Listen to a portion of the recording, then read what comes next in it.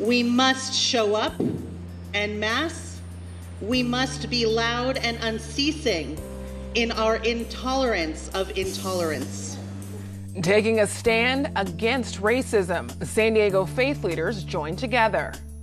Heads continue to roll in Washington as another top-level member of President Trump's team is pushed out.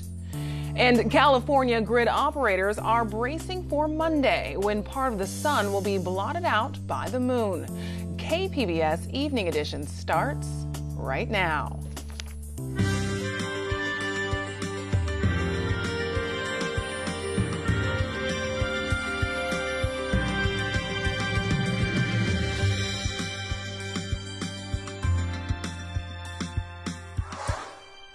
Good evening and thanks for joining us. I'm Ebony Monet. A California man is among the dead in yesterday's van attack in Barcelona. 42-year-old Jared Tucker was from Lafayette in Contra Costa County. He was in Spain for a delayed honeymoon. He was one of 13 people who died when a van plowed through pedestrians. 120 people were injured. There was a second van attack in a coastal town southeast of Barcelona. One person was killed there, and police shot and killed 5 suspects. San Diego's faith community stood together today to denounce racism highlighted by the tragic events in Charlottesville this past week. KPBS reporter Eric Anderson says the outrage was measured but forceful. They stood side by side. Leaders of more than 50 denominations of all kinds gathered in the courtyard of the Hillcrest Church to send a clear message. Hate does not have a home in San Diego. Bishop Robert McElroy's Catholic diocese represents nearly 1 in 3 San Diegans. Last weekend in Charlottesville, we saw the face of evil walking in our midst with such utter clarity that that day must become a marker for all of us to take new dedication to removing the poison of religious and racial and ethnic bigotry from our midst, and to make white supremacy a thing of the past. The nation was taken aback by the anger and violence splashed across television screens. Right-wing extremists filled the streets of a college town, chanting racist slogans and scuffling with counter-protesters. President Donald Trump was roundly criticized for not denouncing Nazi and white supremacist protesters until Monday. He returned to a position of shared blame at an impromptu press event on Tuesday. I watched those very closely, much more closely than you people watched it.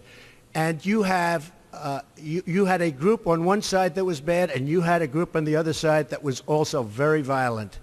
And nobody wants to say that, but I'll say it right now. You had a group on the other side that came charging in without a permit, and they were very, very violent. The president went on to suggest the situation could be fixed if he continues creating jobs. But San Diego Bishop Cornelius Bowser of the Charity Apostolic Church disagrees. I say to our president, creating more jobs will not fix our race problem. To fix our race problem, President Trump must pay attention to and speak up for people of color, which is more likely to live in poverty, drop out of high school, be unemployed, see their fathers sent to prison, and unable to rebuild their lives when they get out. Bowser says the nation must hold Trump to a higher standard. The events in Charlottesville were reminders that a long-fought struggle against racism is not yet won. But Bishop George McKinney of the Church of God in Christ says this doesn't lead him to despair. We're saddened by what is happening across the nation, but our coming here today is indicative that there is light still shining in the darkness, and the darkness cannot put it out. All in attendance agreed that denouncing hate by name is an important step forward. Rabbi Devorah Marcus urged people to do more than just agree that the incidents in Charlottesville were an outrage. She called on people to stand up. They want us to be silent, hoping that the problem will go away. Silence breeds space. It conveys acceptance. And it makes it seem as though no one stands in opposition to these vile ideas. We must show up en masse. We must be loud and unceasing in our intolerance of intolerance. And the idea is to not have this discussion end today. There was a call for this to be the topic of sermons this Sunday all around San Diego County. In Balboa Park, Eric Anderson, KPBS News. Mayors from across the country are announcing a new campaign of their own to combat hate and bigotry. The U.S. Conference of Mayors and Anti-Defamation League have announced a pact to reject extremism and denounce hate. They're also calling for funding to investigate domestic terrorism and hate crimes. 250 mayors have signed the pact so far, including Mary Casillas Salas of Chula Vista and Catherine Blakespeare of Encinitas. After 7 turbulent months, Steve Bannon is out as a White House advisor. President Trump accepted his resignation today. Bannon was seen as a divisive force in Trump's White House. He was the leader of the conservative website Breitbart News and has returned to that post. Bannon's nationalist views made him a favorite in the farther right portions of the Republican Party. He is the latest in a string of Trump advisors to step down in recent weeks. In San Diego, Sandag officially accepted the resignation of its executive director. Gary Gallegos is retiring effective today. He's been with the Regional Planning Agency since 2001. In recent months, he and the agency were under fire over faulty revenue projections for a failed tax measure and how they handled documents related to the issue. Sandag is now considering steps to recruit a new director. San Diego officials plan to spend more than $12 million on projects to help the city eliminate traffic deaths by 2025. But KPBS Metro reporter Andrew Bowen dove into that budget and found many projects have little to do with saving lives. Many of the so-called Vision Zero projects are on quiet residential streets where there have been no traffic deaths or serious injuries in the past year. Here are a few examples. The city plans to spend $155,000 to install missing curb ramps on this sleepy street in Del Mar Heights. As you can see, not a lot of dangerous traffic here. And then there's this tiny cul-de-sac in University City, where the city's Vision Zero program plans to improve street lighting. Kathleen Ferrier of the National Vision Zero Network says the city needs to target spending based on where crashes are happening most often. If resources are sparse, where can they be invested to make the biggest difference, to make streets safer, but more importantly, to save lives? And that's what Vision Zero is about, saving lives. Ferrier says the question isn't whether quiet neighborhoods need better streetlights or curb ramps. The question is whether those projects will save lives, or whether the money for them will have a bigger impact in more dangerous areas. KPBS has created a map showing the city's most dangerous streets and how they compare to where all the Vision Zero projects are located. You can view the map and explore the projects at kpbs.org. And we did reach out to the City Transportation Department and the Mayor's office for an interview on the Vision Zero budget, but no one was made available. Andrew Bowen, KPBS News. Unemployment was up slightly last month in San Diego. The state reports the unemployment rate was 4.7 in July, up 0.4% from June. This tracks very close to the national rate of 4.6 and lower than the state rate of 5.4. A new state audit says California's prisons have some of the highest suicide rates in the nation. The rate was 22 suicides per 100,000 inmates over an 8-year period. The national average is 15 per 100,000. The audit says prison staffers often failed to do risk evaluations and didn't provide adequate treatment plans for many at-risk inmates. The California Department of Corrections says it plans to make changes, but the auditor says that's not enough. One of the recommendations that we're making is that the legislature require corrections to report to them annually on what they're doing to implement some of these changes and if they're meeting their goals and so forth. And we feel like that added level of oversight will ensure that corrections fully carries out some of the policies that they've been implementing.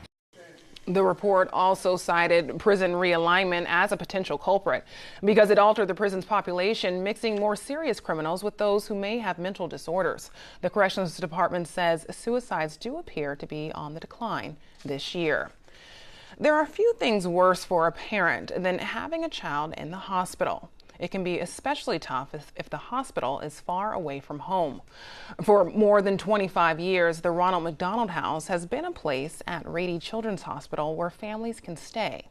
KPBS health reporter Kenny Goldberg says due to high demand, a second Ronald McDonald House has just opened. This is our living room and play deck down below us here, as well as a family resource room off this way. We're taking a tour of the new Ronald McDonald House.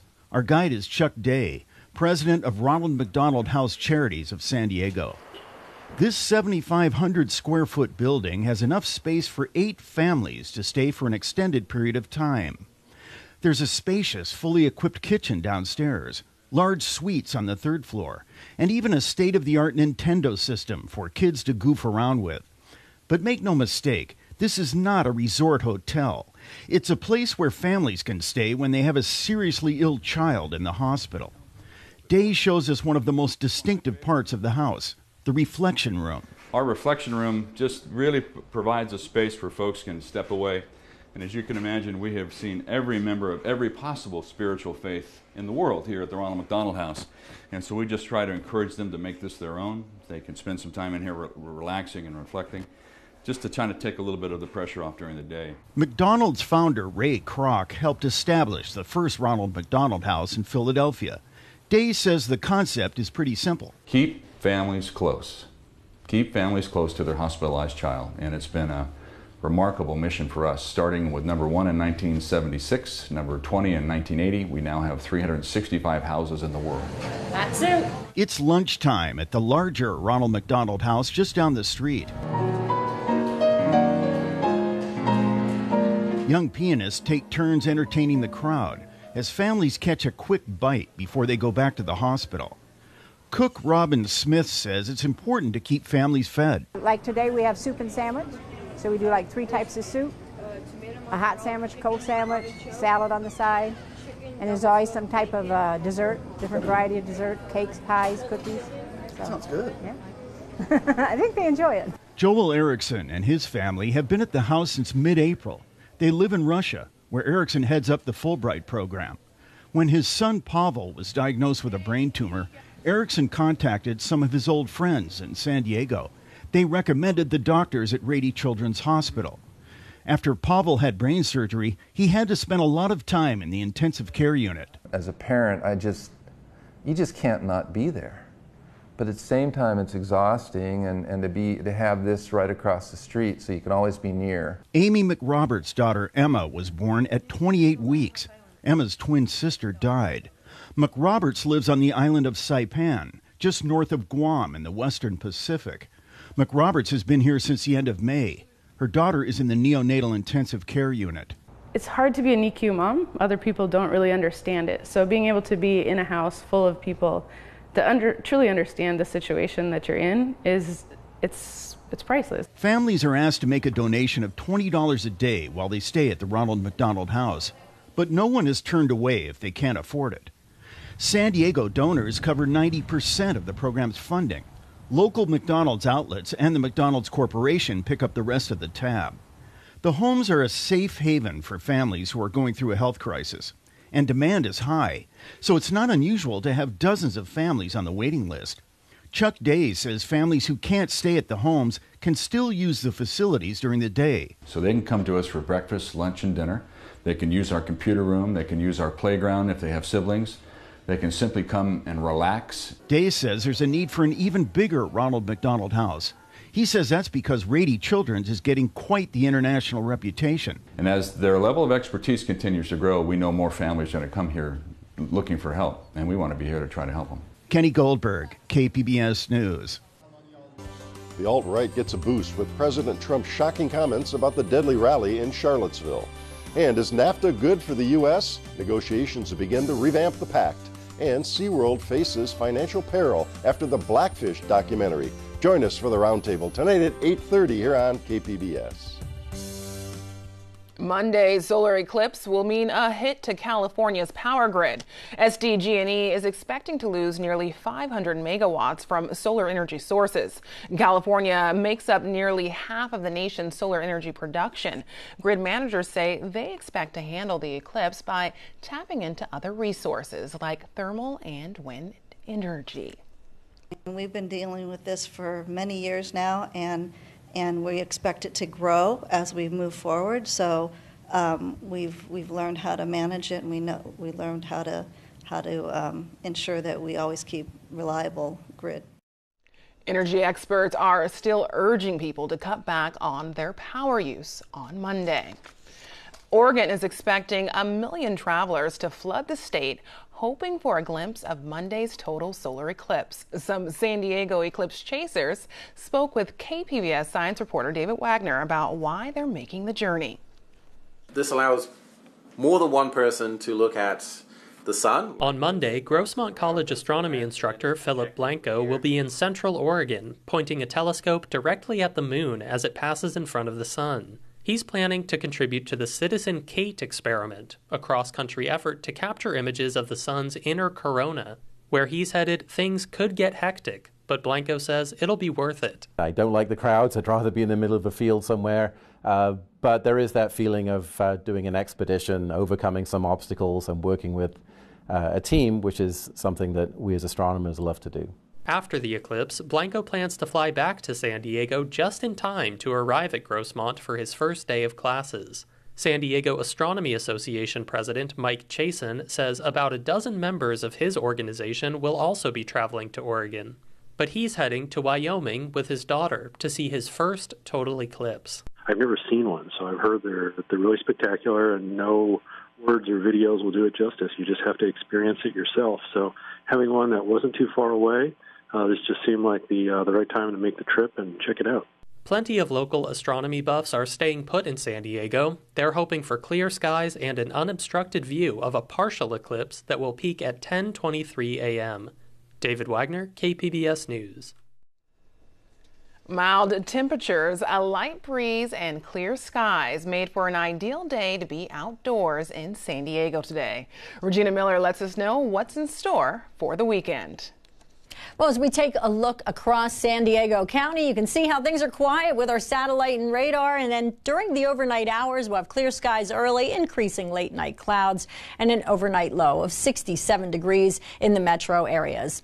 For tonight in Borrego Springs, your low temperature is at 75 with clear skies. Clear skies in Mount Laguna at 58. Ramona is at 58 degrees as well. Oceanside is at 65 degrees with some low clouds developing late. For Saturday, it's going to be staying comfortable here along the coast and cooler. We are going to see some thunderstorms from the monsoons, but those are well to the east. So in Ramona, we're at 87 degrees with sunshine. San Diego County, right in San Diego, 76 degrees with those low clouds giving way to sunshine. Clouds will give way to sunshine in Oceanside at 76 degrees. Coastal locations will have the low clouds, then sun also for Sunday at 76. Same thing on Monday, not much change, turning sunny on Tuesday at 76 and 75 on Wednesday. Inland areas will have plenty of sunshine on Saturday, clouds giving way to sunshine on Sunday and cooler at 82. 82 with low clouds breaking on Monday and 83 on Tuesday. In the mountain areas, we'll have sunny skies, pleasant for Saturday at 77, plenty of sunshine and 76 for Sunday.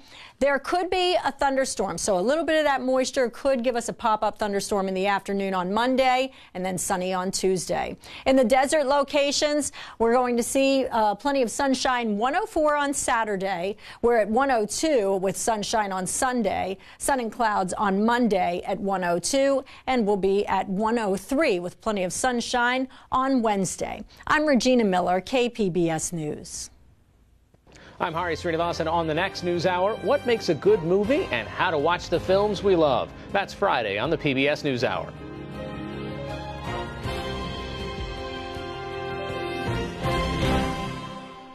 It's Friday, and we've got your weekly roundup of fun things to do here in San Diego with Arts Calendar Editor Nina Guerin. Hello and happy Friday. This weekend, we celebrate all things Latin, starting with the Latin Food Festival. The 2-day food event spotlights food from all over Latin America. So along with tacos, you'll also get arepas from Venezuela, empanadas from Argentina, and paella from Spain. Your ticket gets you unlimited food and wine tastings, plus cooking demonstrations, chef meet and greets, live music, and much more. Next, we move to the music from south of the border with the International Mariachi Summit Gala Concert.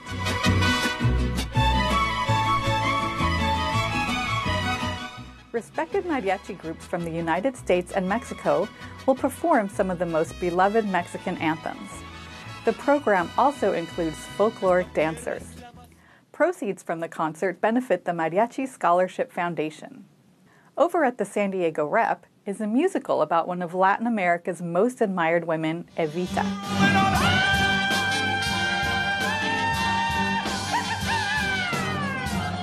The popular musical by Andrew Lloyd Webber and Tim Rice gets a beautiful staging at the Lyceum Theater, with Marissa Matthews as Eva Perón. The show has exciting choreography by Javier Velasco, plus a great ensemble cast featuring students from the San Diego School of Creative and Performing Arts. Finally, speaking of musicals, Bayside Summer Night celebrates Fiddler on the Roof.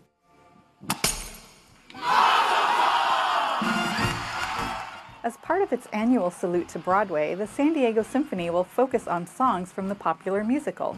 This concert welcomes special guest Danny Burstein, the Tony-nominated actor who played Tevye in the 2016 Fiddler revival. That's all for this weekend. For KPBS Arts, I'm Nina Guerin. Stay up to date on the San Diego art scene with the KPBS Arts Calendar and our arts newsletter. Sign up at kpbs.org/newsletter. Leopard sharks appear in La Jolla shores around this time every year, but scientists say changing ocean temperatures have attracted even more. KPBS video journalist Katie Shulov took a dive with them earlier this week. There are some species that can have up to 30,000 teeth in their lifetime. It's early on this cloudy Saturday morning. Yes, those are leopard shark jaws. But there's about 20 people excited to be here, learning about the wildlife off La Jolla's coast. I'm really excited to snorkel because this is the first time, and I like sharks a lot, so I'm really excited. Luckily for 11-year-old Will Zimmer, these leopard sharks are harmless to humans. They have these small mouths, really small mouths, and unless you're in no danger unless you're a squid or a small crab. So, after warnings about stingrays, all you have to do is do a stingray shuffle when you go into the water, and they swim right out of the way. Zimmer and the others shuffle into the water just in front of the marine room. They're following naturalists from the Birch Aquarium, looking for the sharks. It's a very unique place because there's not a whole lot of areas where they do that in California. How's everyone doing today? Woo! There's a lot of stuff right below us, guys. Every year, from June to December, the leopard sharks gather here by the thousands. Birch Aquarium shark naturalist Elliot Beltran says nearly all the sharks are pregnant females. Thanks to research at Scripps Institution of Oceanography, we now know why this spot has become the largest annual gathering of leopard sharks along the open coast of California.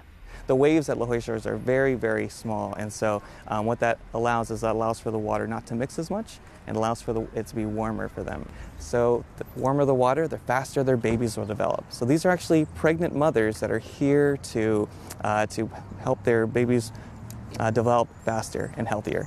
I saw a really big one too. Awesome! After spending the night eating squid in nearby La Jolla Canyon, the sharks gather at sunrise.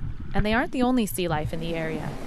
It was really awesome. Like, there was a bunch of different creatures out there. Like, I saw a bat ray about this big, a stingray about this big, like really big, and then I saw three sharks. One of them was as tall as me. I liked it. I saw the leopard cat. Lindsay Zimmer, Will's younger sister, now wants to be a shark researcher when she grows up. I thought they were going to be like this big, but they are actually as big as my mom. They're huge. And Will is going to tell all his friends to come swim with the sharks. I'm going to highly recommend it. It was really fun. And I'm going to tell them like how awesome it was and stuff. It was really fun. I hope we can come back. You can sign up for the snorkeling trips on the Birch Aquarium website through September, when the sharks' numbers start to dwindle. Katie Shulev, KPBS News. You can find tonight's stories on our website, kpbs.org/evening edition.